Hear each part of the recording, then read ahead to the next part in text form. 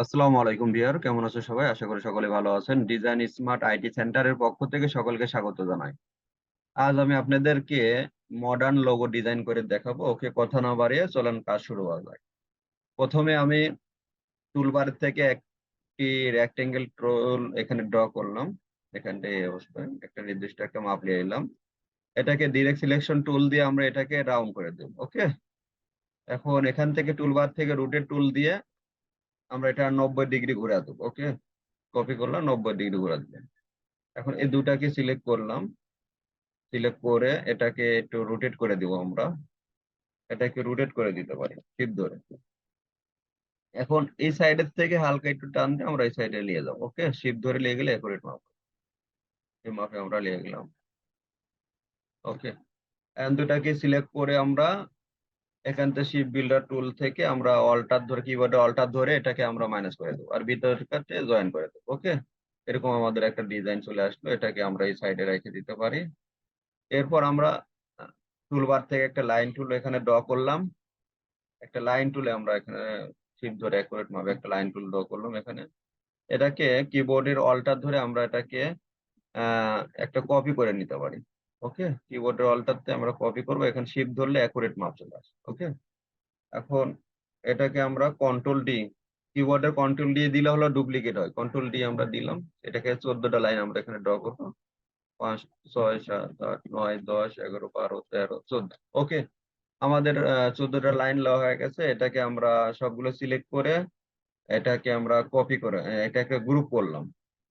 এখন এই সবগুলো লাইনকে আমরা আর একবার কপি করবো। এখানের জন্য আমরা মেনু বার থেকে এডিটে গেলাম, এডিট থেকে কপি, কপি আর একবার আমরা এখানে এডিটে আবার যাব, এখান থেকে পেস্ট ইন ফন্ট এখানে একটা পেস্ট করলাম।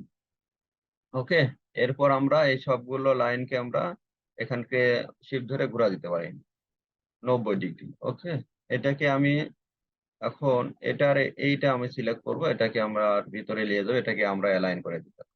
ওকে, এটাকে আমরা অ্যালাইন করে দিলাম। এখন এই লাভটা আমরা সিলেক্ট করে আর একটু বড় করে দিতে পারি।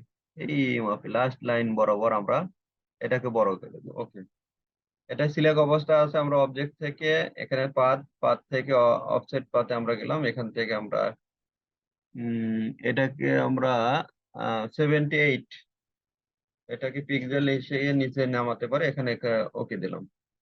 ওকে, এখন সবগুলো আমরা সিলেক্ট করে কিবোর্ডের শেপ বিল্ডার টুল এটা সিলেক্ট করলাম। এটাকে আমরা স্টক কালার থেকে ফিল কালার করে দিলাম।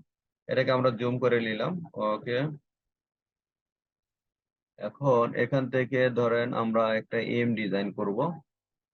এখান থেকে আমরা জুম করে নিলাম, এটাকে জুম করে একটা এম ডিজাইন করতে পারি। ওকে, এম ডিজাইন করব, এটা জুম করে নেবেন। হ্যাঁ, জুম করে নিলে কাজটা সহজ হয়। ওকে, এটাকে আমরা জুম করে নিলাম।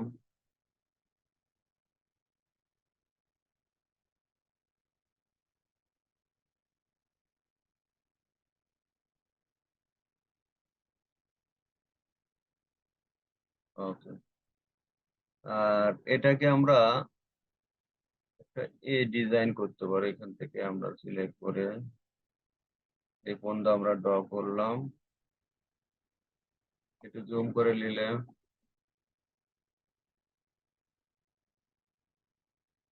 হ্যাঁ, এটাকে আমরা জুম করে নিলাম, এই মাপে দিলাম, এখান থেকে এই মাপে। আশা করি আপনারা বুঝতে পারছেন ডিজাইনটা। এখানে জুম করে নিলেন। ওকে, আমরা এই মাপে জুম করে নিতে পারি। এটাকে আমরা ডি ডি অক্ষর দিব এটাকে। ওকে,